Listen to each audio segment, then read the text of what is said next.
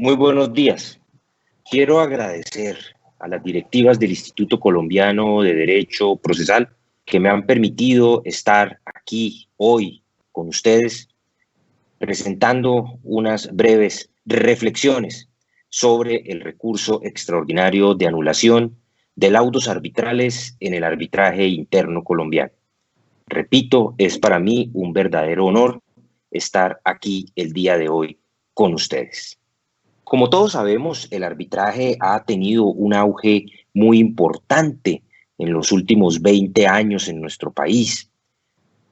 Se ha incrementado la utilización de este mecanismo de solución de controversias luego de la expedición de la Ley 1563 de 2012, la cual está próxima a cumplir 8 años de vigencia.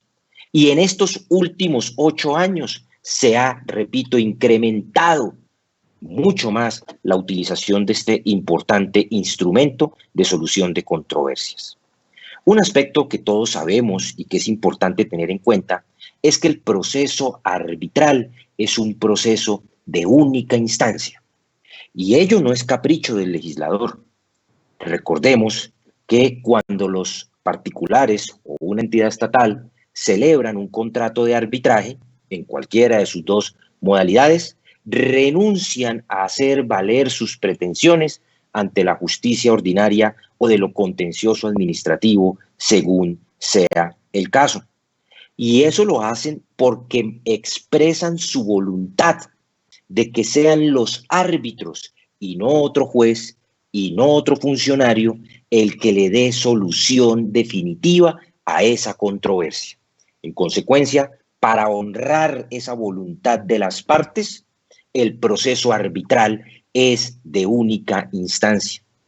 Si el proceso arbitral tuviese recurso de apelación o si el proceso arbitral tuviera algún mecanismo de impugnación que le permitiera a las partes cuestionar el fondo del litigio, pues ya no serían los árbitros quienes solucionarían la controversia, sino que terminaría siendo el juez encargado de resolver esa impugnación el que decidiría el fondo del asunto.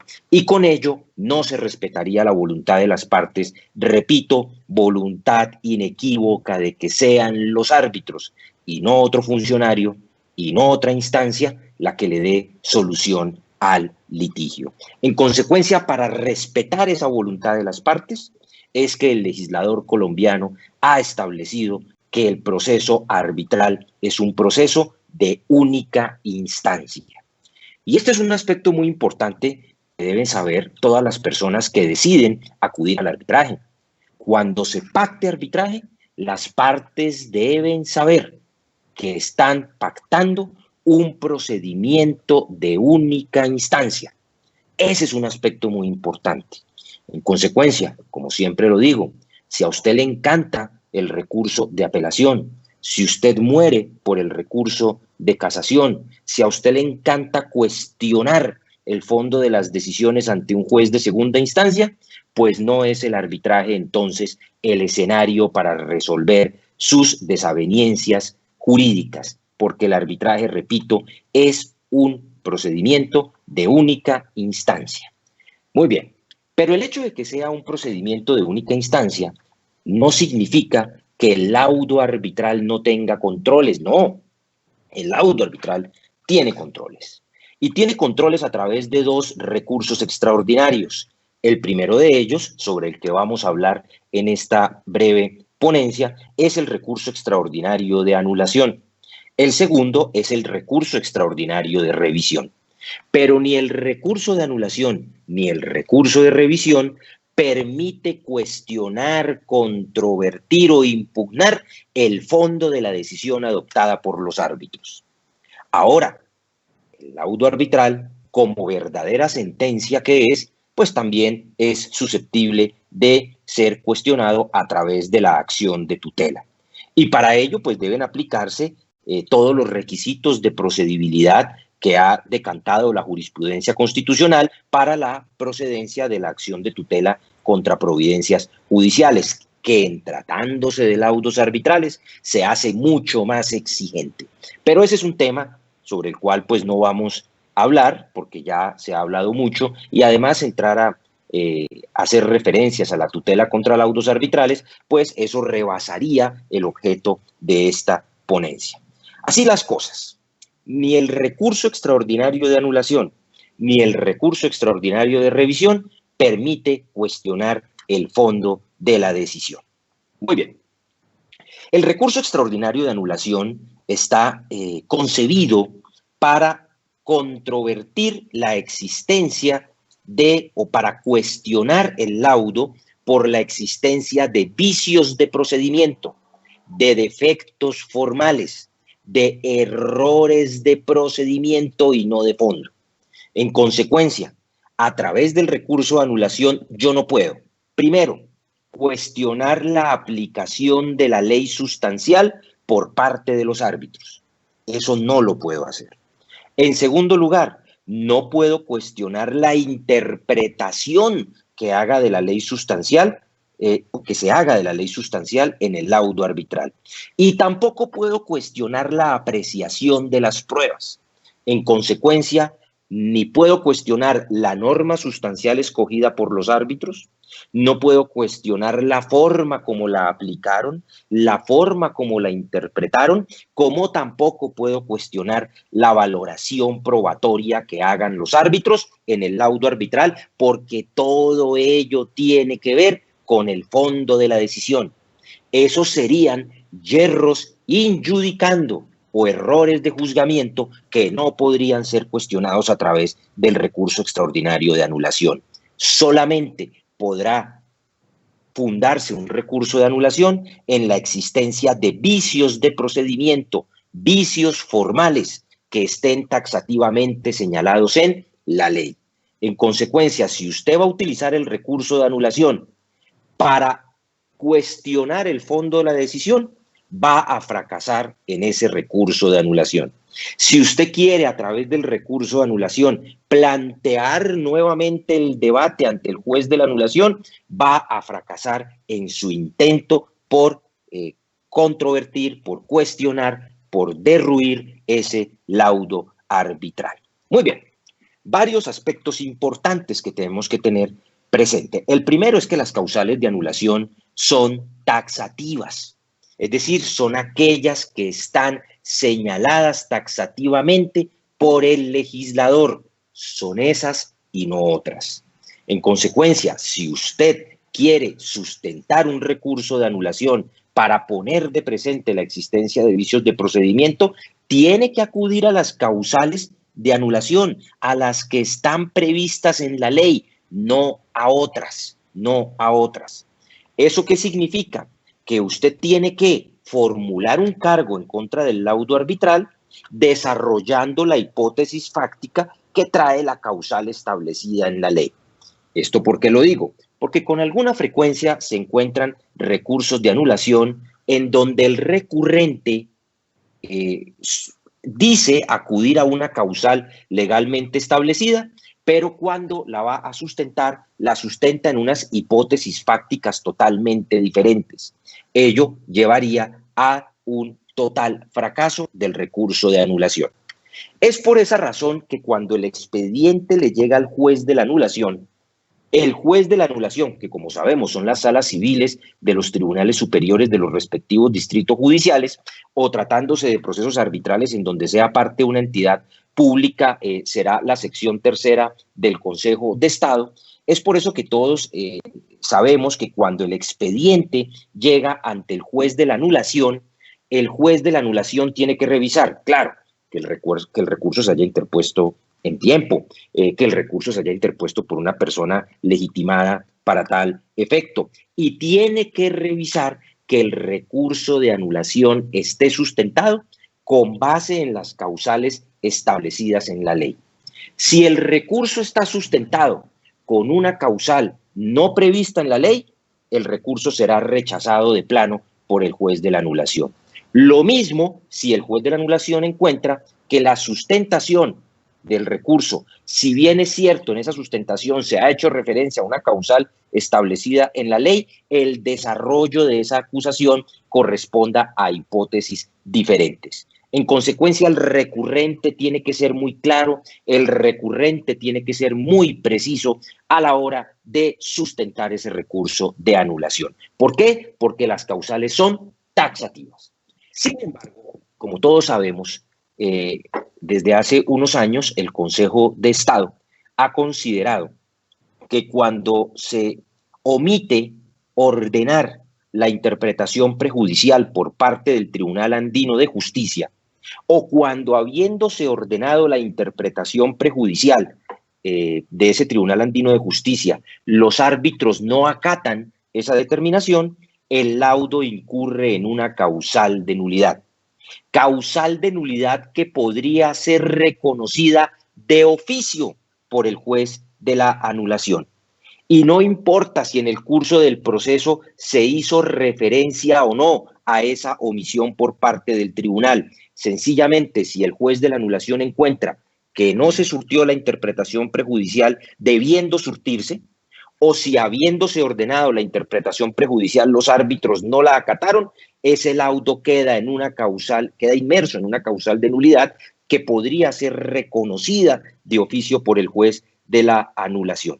En consecuencia, esta causal de anulación, creada jurisprudencialmente, claro, con apoyo en la existencia de normas comunitarias que hacen parte del bloque de constitucionalidad en Colombia, se ha reconocido entonces esta causal oficiosa de anulación de los laudos arbitrales, con lo cual, sin lugar a dudas, estamos frente a una excepción al carácter dispositivo del recurso de anulación. Recordemos que el recurso de anulación tiene carácter dispositivo. ¿Qué significa?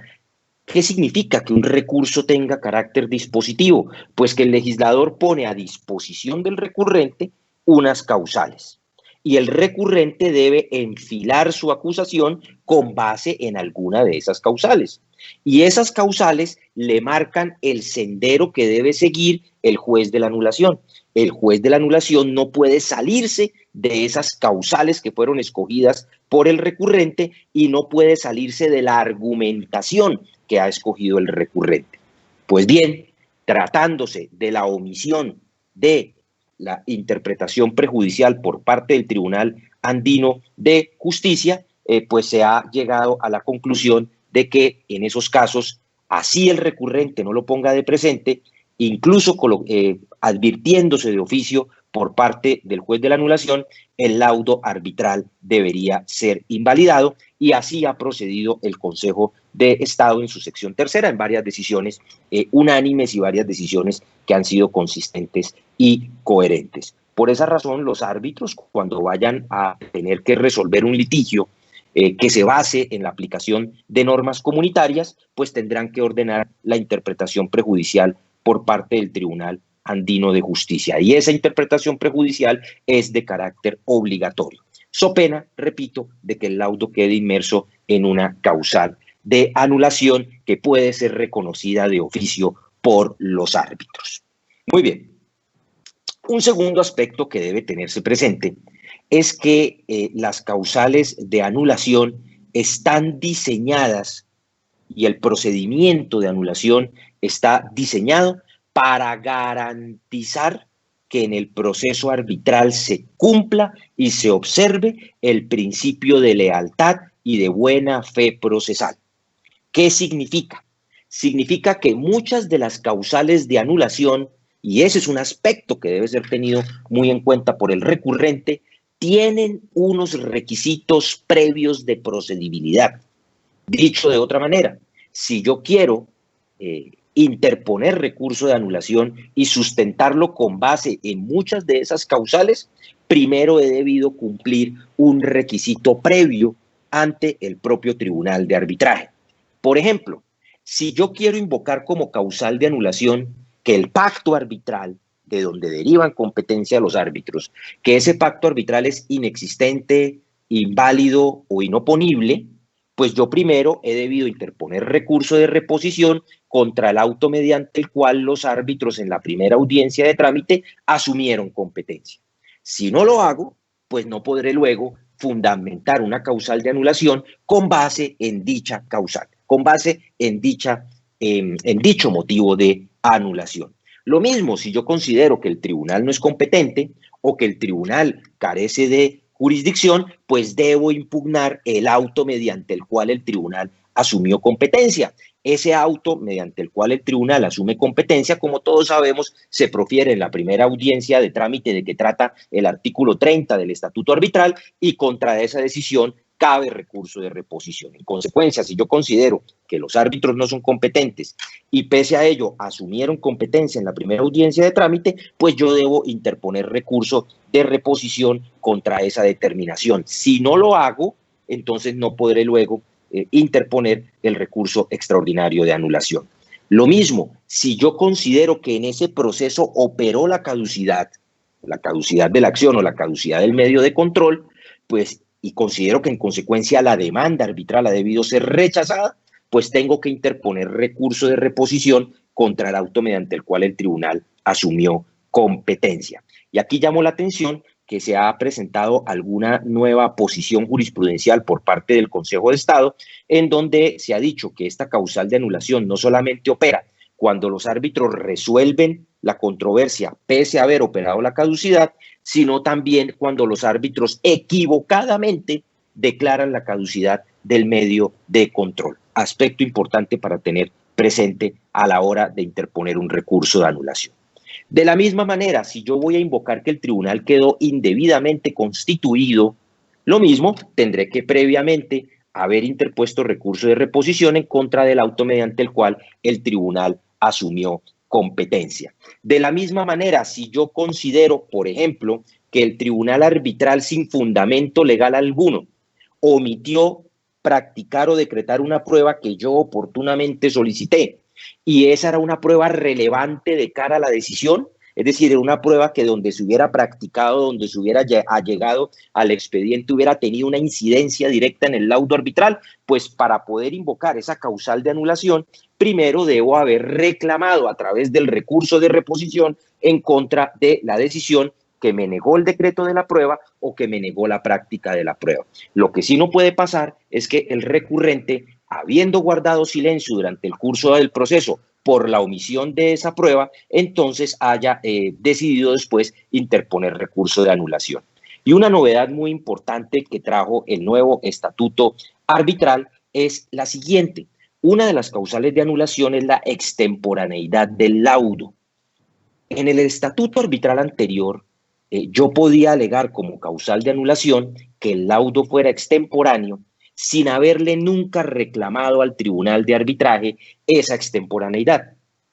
Dicho de otra manera, yo como recurrente me daba cuenta que al tribunal se le había vencido el término de duración del proceso. Gracias a Dios, en el proceso arbitral todavía existe un término de duración del proceso que se cumple, término de duración del proceso que tanta controversia generó en la justicia ordinaria, y que ese término de duración del proceso no pegó en la justicia ordinaria, pues resulta que en el proceso arbitral sí pega, y pega bastante bien. Entonces, en el estatuto arbitral anterior, yo me daba cuenta que al tribunal se le había vencido el término de duración del proceso, guardaba silencio, esperaba ver cómo llegaba el laudo, cómo salía el laudo arbitral, y luego alegaba la causal de anulación. El nuevo estatuto arbitral señala que cuando se venza el término de duración del proceso, el recurrente ante el mismo tribunal de arbitraje le debe solicitar la cesación de sus funciones por vencimiento de término. Si no lo hace, no podrá con posterioridad interponer el recurso extraordinario de anulación con base en esa causal de laudo extemporáneo. Entonces, fíjense que algunas de esas causales de anulación, desde luego, hay otras que exigen también algún reclamo previo ante el tribunal de arbitraje. Algunas causales de anulación exigen una carga al recurrente, un requisito previo de procedibilidad al recurrente, todo con el fin de asegurar la lealtad y la buena fe en el proceso. Estos son, doctores, estas son algunas breves reflexiones sobre algunos aspectos prácticos del recurso extraordinario de anulación. En la ponencia escrita, que ustedes van a tener la posibilidad de acceder a ella como mensaje de datos, allá se encontrarán algunos aspectos importantes sobre cuáles son las consecuencias de que prospere el recurso extraordinario de anulación, consecuencias en relación con la validez del laudo, la validez del proceso arbitral, la validez de las pruebas practicadas en el proceso arbitral, los honorarios de los árbitros y la interrupción de la prescripción y la inoperancia de la caducidad. Aspectos que me encantaría poder hacer referencia en esta breve ponencia, pero pues por cuestiones de tiempo que se respeta muy bien en el Instituto Colombiano de Derecho Procesal, pues no podré abordar en estos 20 minutos. De nuevo, le agradezco mucho al Instituto Colombiano de Derecho Procesal la oportunidad que me ha dado para estar aquí el día de hoy con ustedes y resalto la labor que ha hecho el Instituto Colombiano de Derecho Procesal en esta época de pandemia con la exitosa presentación de múltiples foros en donde se han debatido temas de actualidad procesal, no solamente con ocasión del COVID-19, sino en general temas de actualidad procesal. Con esto finalizo. De nuevo, mil gracias, cuídense mucho y espero muy pronto que nos podamos volver a ver de manera presencial. Mil gracias y que tengan un feliz día.